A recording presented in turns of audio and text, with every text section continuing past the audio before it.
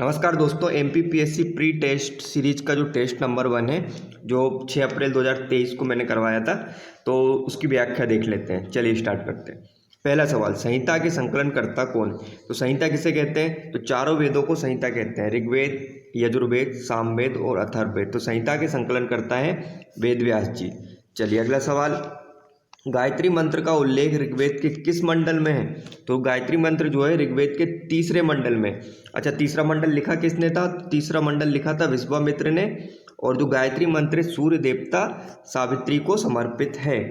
तीसरा सवाल, वह वेद कौन सा है जो गद्य एवं पद में? तो जो गद्य एवं पद में जो वेद है वो यजुर्वेद है। यजुर्वेद में आपको क्या देखने को मिलता है? तो यजुर्वेद में आपको यज्ञ से संबंधित विधि विधान नियम वगैरह देखने को मिलते हैं। और यजुर्वेद के पाठकर्ता को कहते हैं अर्धवर्यु। ठीक है। अगला सवाल अपना सिंधु घाटी सभ्यता से पूछा था मैंने। तो सिंधु घाटी सभ्यता का आकार त्रिभुजाकार है।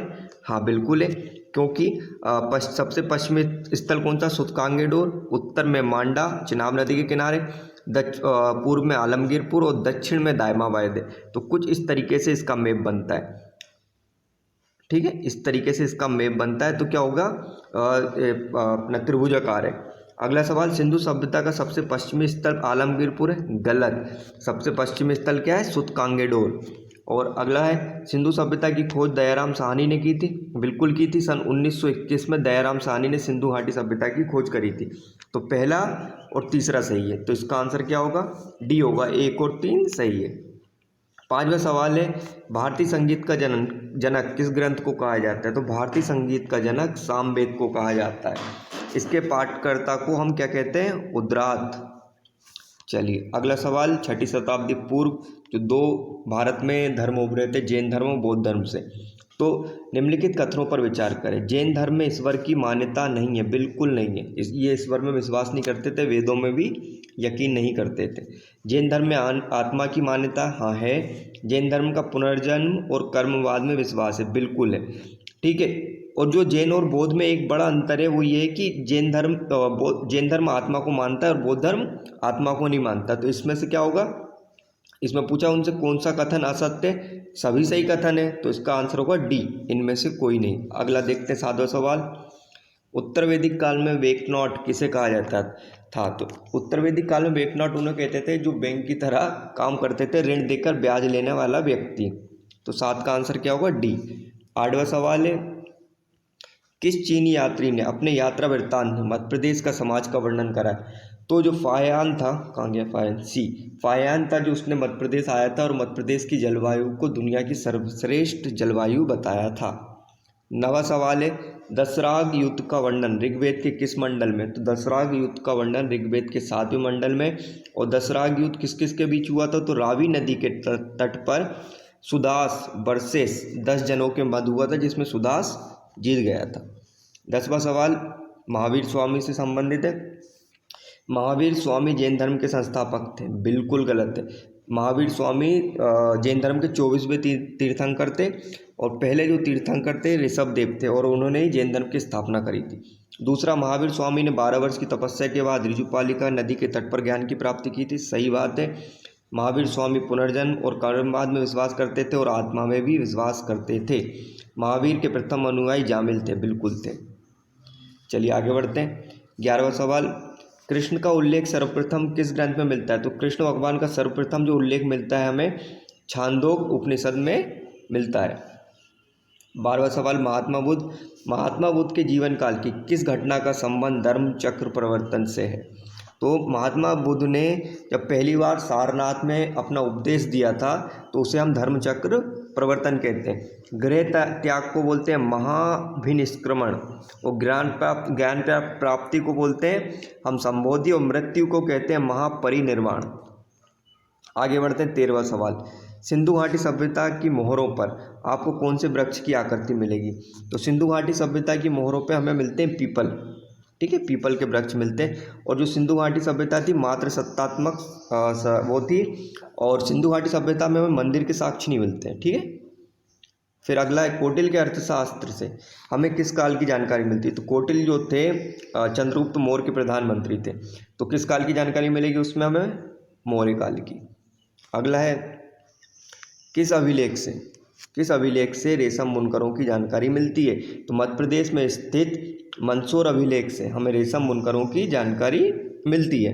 अच्छा, सांची कहाँ है? तो सांची जो है मध्य प्रदेश के रायसेन जिले में है। यहाँ सांची बौद्ध धर्म का एक स्तूप है जिसे अशोक ने बनवाया था।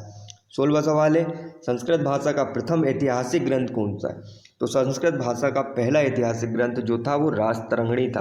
राजतरंगिणी किसने लिखा? तो राजतरंगिणी लिखा था कल्हड़ ने। और इस ग्रंथ में हमें कश्मीर के राजाओं का इतिहास मिलता है। जातक क्या है? जातक जो है ना बौद्ध धर्म से संबंधित कथाएं। अष्टाध्यायी भारत का पहला व्याकरण ग्रंथ है संस्कृत का। और अर्थशास्त्र हम पीछे देख चुके हैं। सती प्रथा के साक्ष्य, 17वां सवाल, सती प्रथा के साक्ष्य हमें किस अभिलेख से मिलते हैं? तो सती प्रथा के साक्ष्य हमें मिलते हैं एरण अभिलेख से। एरण कहाँ पर है? मध्य प्रदेश के सागर जिले में स्थित है। अगला है, आजीवक संप्रदाय के संस्थापक कौन है? तो आजीवक संप्रदाय के संस्थापक जो हैं मखलीपुत्र गोसाल। अगला है 19वां सवाल, ब्राह्मणों को भूमि अनुदान देने की प्रथा का आरंभ किस राजवंश द्वारा किया गया था? तो ब्राह्मणों को भूमि दान सातवाहन ने देना चालू करा था। ठीक है, सातवाहन का संस्थापक कौन था? तो सिमुक था। सिमुक था। और सातवाहन को कहा जाता है दक्षिणापथ के स्वामी।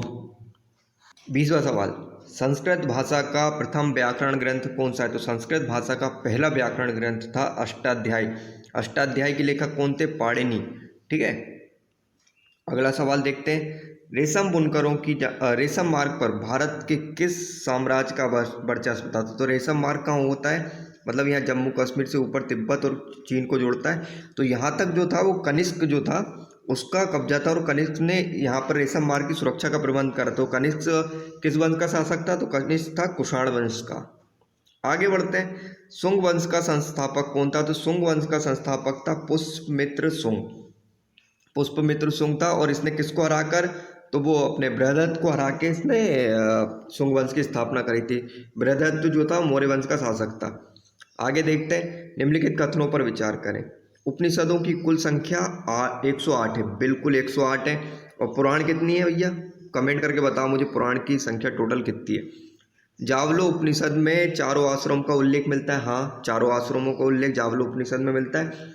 और सत्यमेव जयते मुंडको उपनिषद से लिया गया है। बिल्कुल लिया गया है। जब भी कोई नेता कोई पार्टी छोड़ता है, कुछ करता है, तो जेल से आने के बाद बोलता है सत्यमेव जयते। सबसे बड़े झूठे लोग यही होते हैं। तो इसका आंसर क्या होगा? उपरोक्त सभी कथन सही है। अगला देखते हैं, 24वें नंबर का, प्रथम बार वैज्ञानिक आधार पर भारतीय जनसंख्या का प्रजातीय विभेदीकरण किसने करा था? तो रीजने नामक एक अधिकारी था ब्रिटिश साम्राज्य का। उसने भारत की जनसंख्या का पहली बार प्रजाति विभेदीकरण करा था। अब आगे करते हैं, वेदांगों की कुल संख्या कितनी है? तो वेदांगों की कुल संख्या है 6। और कौन कौन सी? शिक्षा, कल्प, निरुक्त, व्याकरण, छंद, ज्योतिष। तो ये 6 वेदांग है कुल। आगे देखते हैं, सिंधु सभ्यता के किस नगर से नर्तकी की एक कांस्य मूर्ति मिली है? तो सिंधु सभ्यता के मोहनजोदड़ो नगर से कांस्य की एक मूर्ति मिली है। अगर ये कांस्य याद रखना, क्योंकि सिंधु घाटी सभ्यता को कांस्य युगीन सभ्यता भी कहा जाता है। आगे देखते हैं 27 नंबर का, बौद्ध धर्म से संबंधित निम्न कथनों पर विचार करें।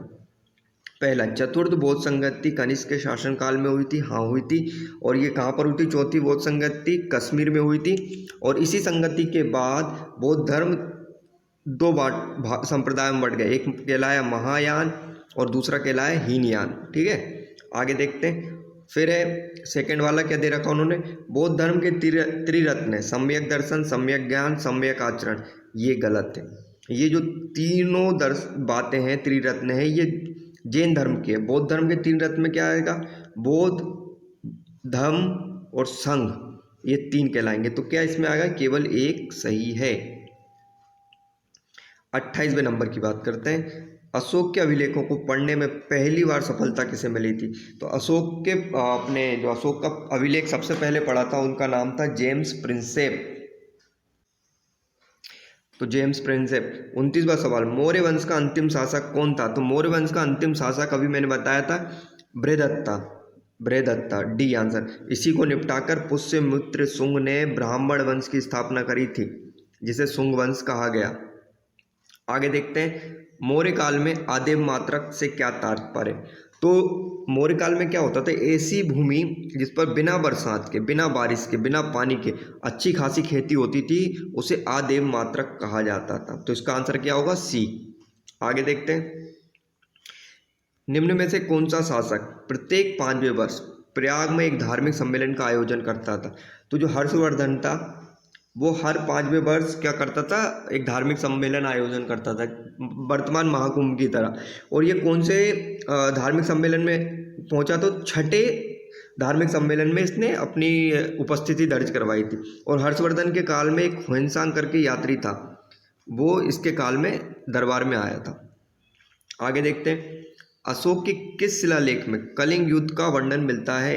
तो अशोक के 13वें शिलालेख में कलिंग युद्ध का वर्णन मिलता है। इसी कलिंग युद्ध के बाद अशोक ने बौद्ध धर्म को ज्वाइन कर लिया था।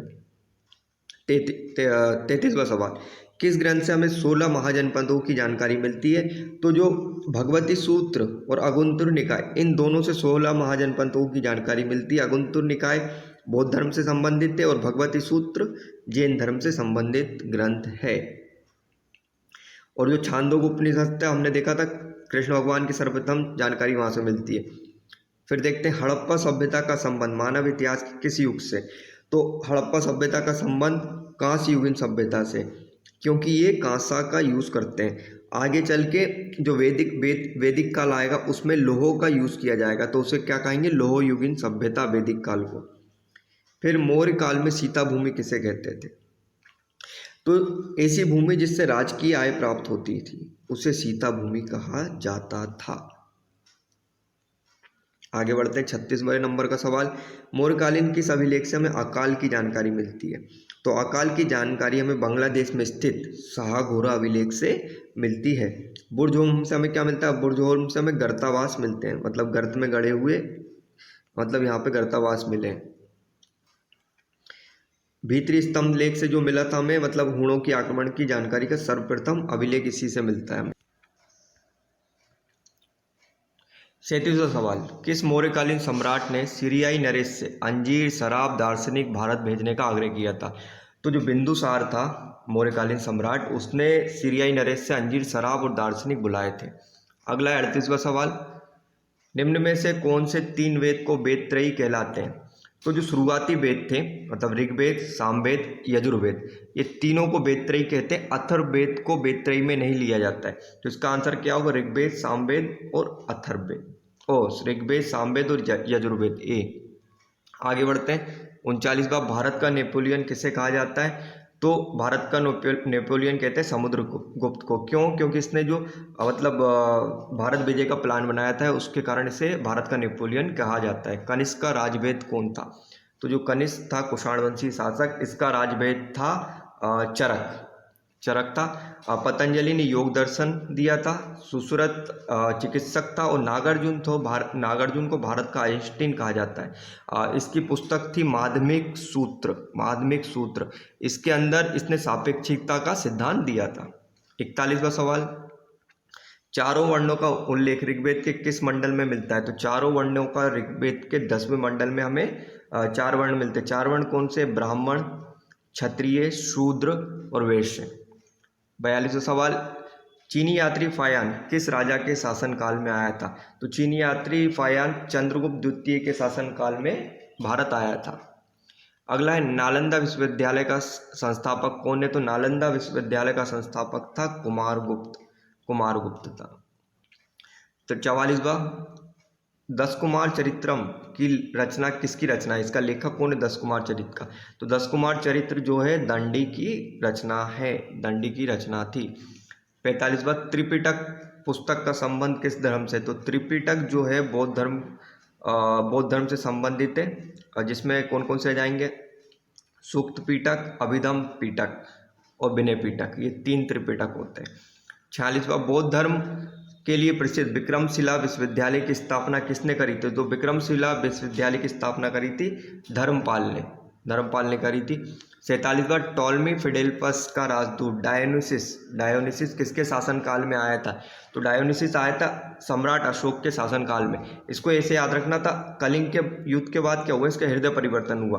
और डायोनिसिस क्या होता है? डायलिसिस में क्या होता है? खून हम बदलते हैं, तो इसको डायलिसिस से याद रखना, डायोनिसिस। फिर आते हैं 48वां, सांख्य दर्शन के प्रवर्तक कौन है? तो सांख्य दर्शन के प्रवर्तक हैं कपिल का है बी आंसर, कपिल। फिर 49वां सवाल, जैन धर्म के संबंध में दिए गए कथनों पर विचार करें। आर्य सुधर्मा जैन धर्म का प्रथम उपदेशक को थेरा भी बोलते हैं, थेरा था। फिर प्रथम जैन भिक्षुणी चंपा थी, बिल्कुल थी। श्वेतांबर संप्रदाय के संस्थापक भद्रबाहु थे, नहीं जी। भद्रबाहु जो थे दिगंबर संप्रदाय के संस्थापक थे। श्वेतांबर के कौन थे? तो श्वेतांबर के थे स्थूलभद्र थे। तो क्या होगा इसका आंसर? 1 और 2 सही हैं, मतलब डी आंसर होगा।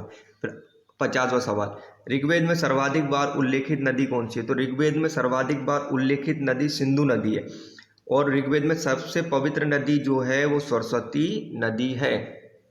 51वां सवाल, मौर्यकालीन सांची स्तूप मध्य प्रदेश के किस जिले में स्थित है? तो मौर्यकालीन सांची का स्तूप रायसेन जिले में स्थित है, जिसे सम्राट अशोक ने बनवाया था। 52वां सवाल, सिंधु घाटी सभ्यता का बंदरगाह नगर कौन सा है? तो सिंधु घाटी सभ्यता का बंदरगाह नगर जो है लोथल है। लोथल कहाँ है? गुजरात राज्य में स्थित है।